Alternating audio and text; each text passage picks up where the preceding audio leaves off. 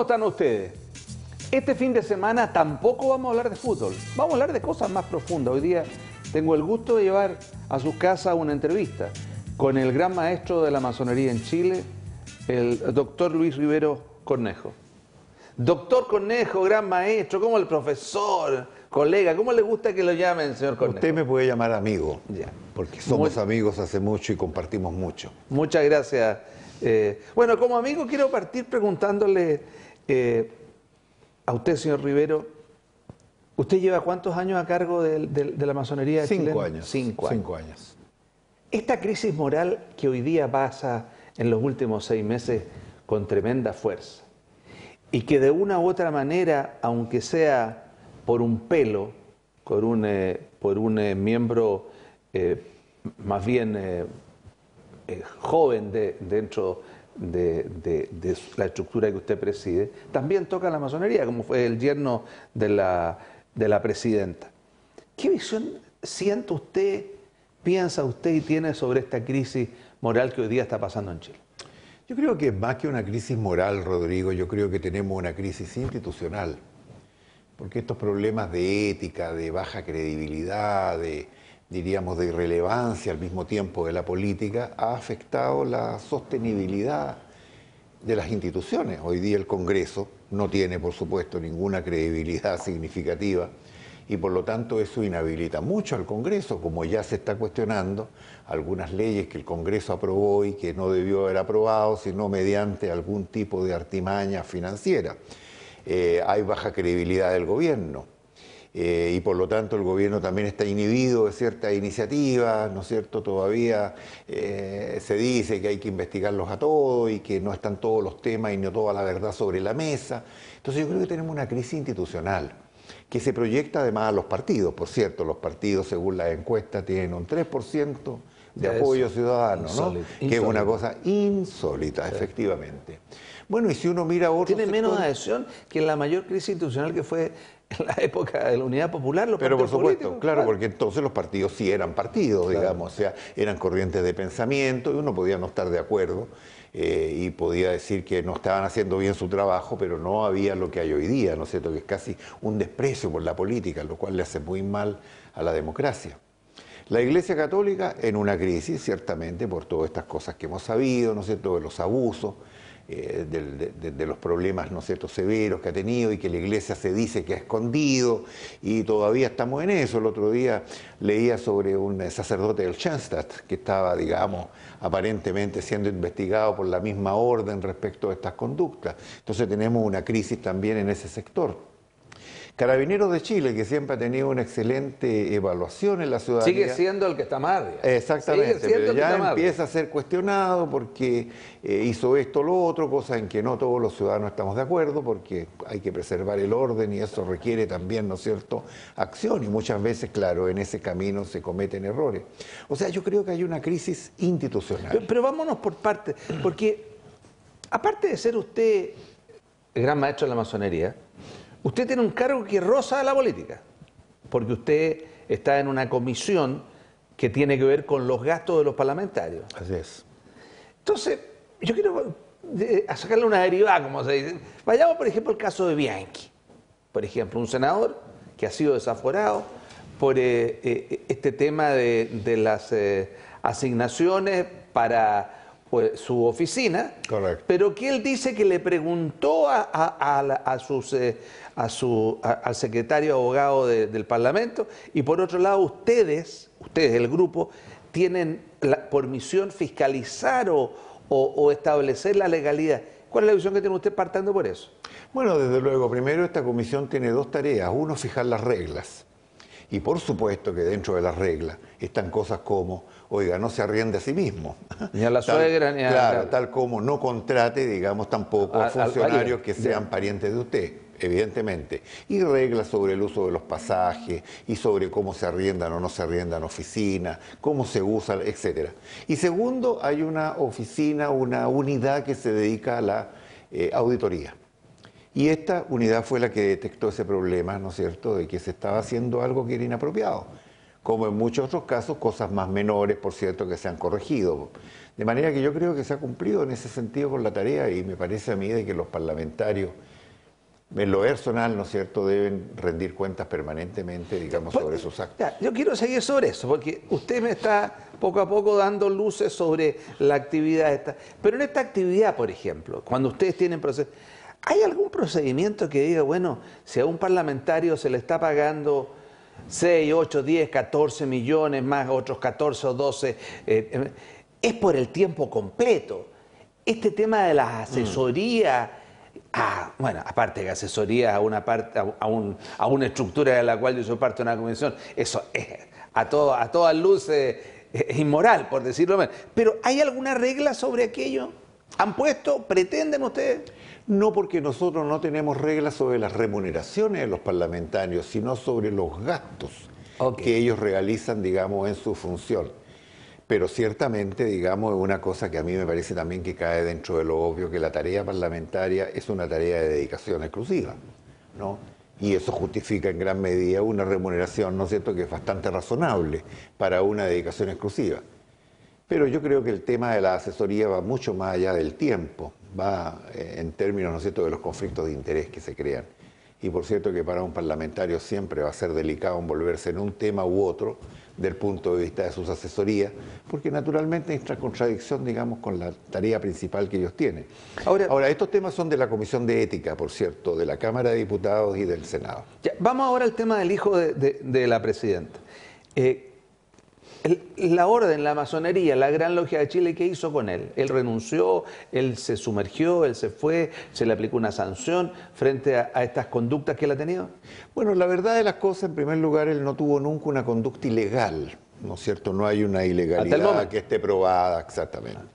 Y en segundo lugar, claro, hay un conflicto ético, diría yo, ¿no es cierto? Él es el hijo de la presidenta y probablemente nunca debió estar en este tipo de transacciones porque naturalmente eso da lugar a especulaciones. Aquí en la masonería, ¿no es cierto?, son las logias las que se encargan de las disciplinas de sus miembros y su logia conversó con él y a raíz de esas conversaciones él presentó una carta de retiro, ¿no es cierto?, en la que manifiesta, nuevamente reitera que él no ha cometido ninguna falta, que él no siente, pero él prefirió apartarse justamente para no provocarle daño a la institución. Eso como una renuncia voluntaria pero no voluntaria. Claro, es como una renuncia voluntaria no voluntaria, porque ciertamente es una situación que nos incomodó, ¿no? Yo creo que eso es totalmente lógico desde el punto de vista de una institución que no está siendo cuestionada. Nosotros no tenemos ningún parlamentario, por ejemplo, que pertenezca a la masonería que esté cuestionado.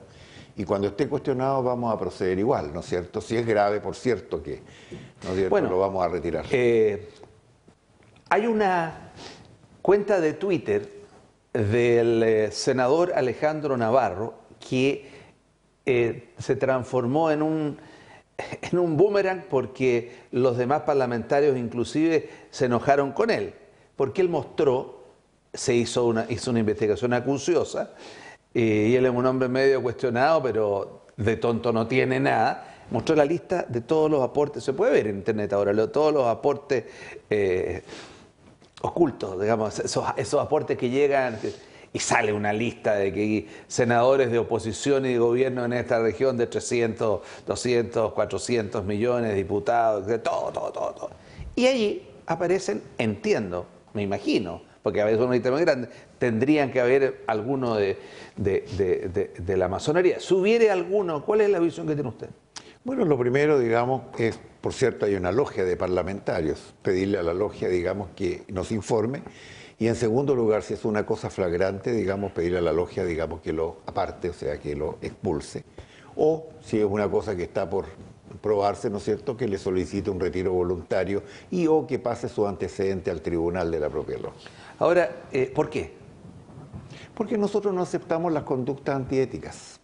Eso tiene un efecto muy negativo hacia el interior de la masonería, porque nosotros alegamos que uno de nuestros capitales es justamente nuestras conductas y el ejemplo que podemos proveer hacia la comunidad. Y por lo tanto, si eso está cuestionado, estamos debilitando, ¿no es cierto?, nuestro sentido de pertenencia. Ahora, saliendo de eso, usted, por su trabajo, fue rector de la universidad más antigua, no sé si hoy día la más prestigiosa, pero que tuvo uno de los prestigios más grandes, depende cómo se mide el prestigio. Pero usted tiene una trayectoria que le ha permitido sentarse en las mesas chicas, sentarse con presidente, con la presidenta, sentarse con conversar. Y hoy día, quizás tanto más o igual que ayer, tener una voz que se escucha en el sector empresarial, en el sector político, inclusive en la misma iglesia. ¿Qué puede decir usted desde lo que representa sobre cómo colaborar, cómo hacer o qué se hace para salir de este momento que cada día es más complejo? Ayer, hoy día, no solo se fue el ministro Insunza, ¿no? Tener cuidado con eso. Porque la L lo hace más gordito, este era flaquito, Insunza, pero aparece que otro ministro nuevo, el que fue embajador en Argentina, le boleteaba a la empresa de Insunza. Y otro más, que el ministro Céspedes, boleteaba a un municipio donde no iba nunca. Entonces, esto es una cosa sin parar. ¿Qué es lo que puede hacer, lo que se puede hacer? ¿Cuál es su visión? Nosotros hemos hecho, digamos, un planteamiento a este respecto, digamos, ha sido público en parte, digamos, pero también se lo hemos hecho llegar a las autoridades. Creemos que lo primero y más conveniente en estas circunstancias es poner todo sobre la mesa, para evitar este goteo de cosas que apareció mañana, otra boleta más de otra cosa con otra empresa, y se dice que vienen más boletas porque hay otras empresas que están siendo investigadas. Entonces eso es pésimo para el gobierno, es pésimo para el país, es pésimo para el sistema democrático. Lo mejor sería tener todo sobre la mesa, ¿no es cierto?, y separar todo lo que haya que separar. Ahora, si eso significa que tenemos que renovar el Congreso anticipadamente, en mi opinión hay que renovarlo anticipadamente. Se buscarán ciertamente los mecanismos, pero es muy importante restaurar la credibilidad del sistema. Hoy día, yo que convivo con jóvenes en la universidad, los jóvenes no tienen ninguna credibilidad en el sistema, ni en la moneda, ni en el Congreso, ni en nada. Y eso, por cierto, que es muy negativo, digamos, para la democracia, para la sostenibilidad del país, ¿no es cierto?, de la República. Ese es el primer paso. El segundo paso, yo creo que hecho eso hay que empoderar a la presidenta porque ella tiene que tomar las decisiones, ¿no? Es la primera autoridad del país. Yo creo que ella se ha sentido cohibida, restringida por el asunto de su hijo, ¿no es cierto?, que yo creo que la ha puesto un poco a la defensiva. La mejor evidencia, ¿no?, de la inefectividad de las decisiones ha sido que a una semana del cambio de gabinete volvió a caer, ¿no es cierto?, su evaluación en las encuestas semanales, en la CADEM. Ayer volvió a caer un punto más en la CADEM. Entonces yo creo que, claro, muchos se pueden sentir contentos que les vaya mal, ¿no es cierto?, porque desearían reemplazarla. Pero a mí me parece que hay que pensar un poquito más allá en la República. Perdón, permita que le interrumpa, señor Rivero. Sucede que en los diarios vespertinos del día martes de esta semana, esta entrevista se está viendo el fin de semana, aparece de que los líderes políticos de la nueva mayoría acusan a la presidenta de secretismo, deduciendo de una entrevista que se le hizo a Insunza, el exministro, que él dice que a él le avisaron con 9 o 8 horas antes de asumir, la llamó la presidenta y que él se encontró con esta decisión 9 horas antes. Y los demás partidos dicen que ellos no supieron tampoco el nombramiento. Entonces, ergo, si los partidos no participan, ¿con quién toma las decisiones ella? Bueno, es que resulta que todos nosotros elegimos a la presidenta de la República. Nosotros no votamos por un conjunto de partidos que toman las decisiones para que ellos autoricen a la presidenta de la República. Francamente, esa posición de los partidos que dicen, algunos partidos de la nueva mayoría, no, esto pasó porque no nos consultaron a nosotros, a mí me parece falta de seriedad. Aquí la que toma la decisión es la presidenta. Y ella, por cierto, que se puede equivocar, y yo creo que en estos nombramientos se equivocó. Pero eso no es porque no haya consultado a los partidos, porque ciertamente los partidos están mucho más cuestionados probablemente que la propia figura presidencial. ¿Pero quién le consulta a ella para volver? Hay un término en la Real Academia Española que le cae, pero perfecto, está bueno. Contumaz. Repetir el error, pero en reiterable. Contumaz, porque nombramos a uno, sacamos a uno, nombramos a otro, sacamos a otro, nombramos a otro. ¿Y cómo no se les investiga antes? Eso es una pregunta que hay que hacerle a la propia presidenta. Yo creo que fue poco prolijo el trabajo que se realizó. en mi opinión, en la nominación de estos ministros. Como alguien dijo, bastaba con meter el nombre en Google. Yo creo, digamos, de que esa es una falta probablemente de los equipos asesores de la presidenta, pero la responsabilidad es de ella, pero no de los partidos. Los partidos no pueden alegar porque este no es un gobierno de los partidos, es un gobierno de la presidenta a la cual hemos elegido y ella está a cargo. Y yo creo que hay que consolidar ese mandato. No es el mandato de 4 o 5 partidos, es el mandato de la presidenta. Ok, usted así como decía Lagos que tenía doble militancia, usted también tiene múltiples facetas. Usted es profesor. Y como profesor, usted vive en Santiago, pero viaja a todo Chile, y estamos viendo que llevamos ya una semana con los profesores en descanso, fuera de las horas, no solamente en descanso, reclamando, en paro, etcétera. Y hay un tema de una reforma educacional en que lo prometido, como dicen los prometidos deuda, la reforma por una educación pública, gratuita y de calidad, no se ve por ninguna parte de lo que reclama. ¿Qué opina usted del ministro de Hacienda y del ministro de Educación, digamos, y lo que está pasando y de esta crisis en la educación? Bueno, yo creo, digamos, de que aquí priman 2 problemas, ¿no es cierto?, que van en paralelo. En primer lugar, hay un poco de incompetencia, porque a mí me parece que cuando se legisla contra la opinión de los profesores en cosas que tienen que ver con los profesores, bueno, eso es falta de la competencia mínima en un ministerio tan complejo como educación. Hay que conversar más. Y probablemente habrá que enderezar más, ¿no es cierto?, las opiniones del colegio de profesores, que es un colegio difícil, complejo, ¿no es cierto?, todos sabemos eso, pero a mí me parece que es una muestra de incompetencia esto de seguir adelante, ¿no es cierto?, claro, y con inadecuada información. Y lo segundo, hay mucha arrogancia, porque esto no vamos a conversar, sino que vamos a seguir con el proyecto, el Congreso verá. A mí me parece que no es una manera adecuada de hacer las cosas. Lo mismo se hizo con esta reforma administrativa, financiera, que se llamó también reforma educacional, que tiene que ver con la educación particular subvencionada. Ahora, el tema de fondo es que está pendiente la cuestión de calidad y de equidad, y que tiene que ver con educación pública. Eso sigue ahí exactamente igual. Y ya vamos, ¿no es cierto?, 1 año y medio de gobierno y sigue exactamente igual.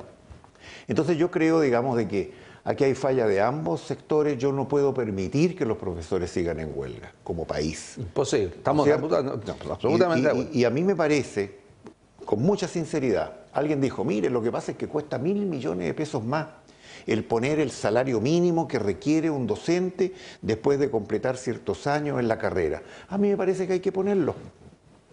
Y a mí me parece eso mucho más justo que la educación superior gratuita en muchas carreras que en realidad tienen bastante discutibles oportunidades de mercado. Pero entonces estamos ahí, claro, no alcanza la plata para todos, ¿no? Cuando dicen que el sentido común es el menos común de los sentidos, aparentemente es de perogrullo este cuento de que lo público está más importante que la educación básica, media, pública, la prebásica, frente a este tema del financiamiento de esta educación superior gratuita, compleja. ¿Cuál es la razón? Porque que uno siente que hay como algunos que están enceguecidos siguiendo en esto y existiendo tanta crítica de los que saben sobre este tema de la educación pública gratuita para todos. Universitaria, digamos. Claro. Yo eso en realidad no lo entiendo. Yo creo que muchos anuncios y muchas decisiones se hicieron así como titulares. Y uno de ellos fue esto de educación gratuita, ¿no es cierto?, universal en la educación superior. Lo cual tampoco sabemos ahora va a ser gratuita ni universal.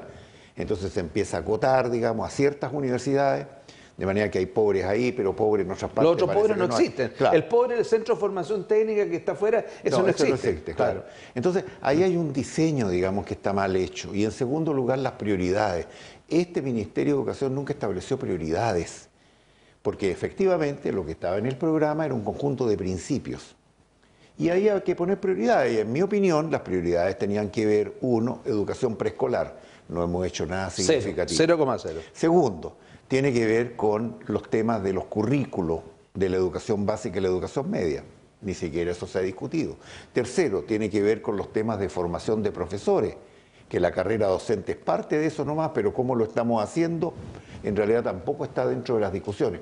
Es decir, hemos abordado los problemas, digamos, con cuestiones que son de segunda instancia. Yo fui uno de los más sorprendidos cuando me dijeron, no, la reforma educacional es estos cambios que vamos a hacer en la educación particular subvencionada. Y claro, se hicieron, pero en mi opinión con eso no hemos cambiado nada.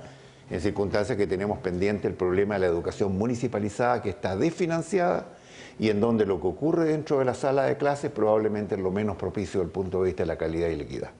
Señor Rivero, nos debe quedar 3 minutos, quizá un poco más. Al finalizar, usted es un hombre que, por lo que se le escucha hablar, usted podríamos decir que apoya a la presidenta Bachelet. ¿Podría contestarme que sí eso? Apoyo a la presidenta. A la presidenta. O al presidente que sea, porque a mí me parece que la institucionalidad republicana es la que tenemos que proteger. Pero usted es un hombre se siente identificado. ¿Qué pasaría, por ejemplo, si frente a esta forma de mirar la educación que usted tiene, que yo creo que si nos está escuchando un profesor de los Andes o de San Antonio o de nuestra región o cualquiera que lo escucha, dice, no, un señor como este podría ser el interlocutor que nosotros necesitamos, que sepa de hablar de educación, no de números, sabiendo que usted es un hombre de números. Además, si le pidieran a usted o le dijeran, señor Rivero, ¿quiere asumir usted el desafío del Ministerio de Educación? ¿Qué diría usted? Diría que no, porque resulta que no está bien definido el programa de trabajo del Ministerio, no está definido las decisiones que efectivamente puede tomar. Yo siempre he pensado que más ministro de Educación es el ministro de Hacienda que el ministro de Educación. Y tercero, porque claro, aquí entra una cuestión que es inevitable, ¿no es cierto? Yo tengo mis propios puntos de vista y los voy a defender. Por ejemplo, yo seguiría conversando con los profesores y me gastaría 1.000 millones más si los profesores tienen que volver a trabajar. O sea, lo hago sin ningún problema. Pero evidentemente que eso tiene costo en términos de otras cosas. Eso lo van a pagar probablemente los jóvenes estudiantes de algunas universidades, ¿no es cierto?, que ahora les dijeron que van a estudiar gratis. Bueno, alguien tiene que pagar los costos, digamos. Entonces yo sé muy bien que esto de los equilibrios políticos, ¿no es cierto?, hoy día se preservan mucho y el ministro de Educación es un ente, digamos, que es fácilmente sacrificable. El estado actual, al final, de la orden que usted preside, de esta institución que es tan, mira, a veces como una cosa de secretismo, de qué sé yo, de que poco menos, digamos, que algunos lo miran como si usted viniera con una capucha negra y se la saca aquí. ¿Cuál es el estado actual hoy día de la masonería y cuál es la relación de la masonería con los jóvenes? Porque uno ve masonería, digamos, y uno mira las fotos, los que andan con usted, que sé yo, etcétera, todos hombres mayores, por no decir pero ¿hay juventud en esta? ¿Hay masonería joven? ¿Hay interés por ingresar a esta estructura? Hemos hecho un trabajo ya de varios años tratando de reposicionar a la masonería como una institución republicana, una institución abierta, una institución que no tiene secretos. Hoy día la gente puede visitar nuestros templos, los días del patrimonio, ¿no es cierto? En todo el país abrimos los templos masónicos, las instalaciones, los museos, digamos, para que lo visite todo el mundo. Y se muestran los lugares donde se comen los niños crudos, ¿no? Ah, exactamente, donde se matan los gatos negros también lo mostramos, y todas esas cosas, naturalmente. Eso ha ayudado a deshacer mitos, ¿no? Mitos que han sido producto de viejas luchas, ¿no es cierto?, en la República, que ya son ciento y tantos años atrás. Así es, ¿no? Entonces eso nos ha ayudado mucho. En segundo lugar, esto de ser una institución de vocación republicana. Así fue fundada la masonería chilena aquí en Valparaíso, ¿no? Como una institución republicana, preocupada de las leyes, preocupada de la educación, preocupada de la salud pública. Y nosotros queremos recuperar esa masonería. Una masonería que hace trabajo de educación de sus miembros para que esos miembros puedan servir a la sociedad. Y eso nos ha traído mucha gente joven. Yo cuando voy a las logias disfruto mucho de ver a los jóvenes, ¿no es cierto?, que están ahí y que tienen grandes expectativas. Ellos no podemos decepcionarlos. Y queremos entonces ser una institución que esté también, ¿no es cierto?, en su trabajo para servir a esos jóvenes y puedan hacer, ¿no es cierto?, una carrera, vamos a decir, masónica y puedan servir a su país de la mejor manera que puedan. Muchas gracias, señor Rivero. Para mí siempre es un gusto. Nosotros nos conocemos de tanto tiempo, de tanta cosa académica atrás. Para mí es un gusto verlo en el sitial en que usted está y además en la claridad en que usted se plantea, que yo creo que mucha gente como que da una visión distinta, porque frente a tantos dogmas en relación a la educación, usted está planteando una visión que ojalá alguien lo escuche, señor Rivero. Gusto por estar aquí. Un gusto para mí. Y si puedo agregar algo, yo siempre he tenido 3 amores en mi vida. 1, la Universidad de Chile. 2, la Gran Logia de Chile. Y 3, la República de Chile. Y de estos 3 grandes amores, mi gran frustración es que he podido dirigir solamente 2 de ellos. Muchas gracias. Bueno, no sé si alcanzaremos a escuchar lo que significa. Podríamos decir que le gustaría ser presidente de la República de Chile, pero eso es cuestión de entender el que quiera, o a lo mejor lo estamos entendiendo mal. Pero él es el gran maestro de la masonería, el ingeniero don Luis Rivero Cornet. Estén ustedes muy bien.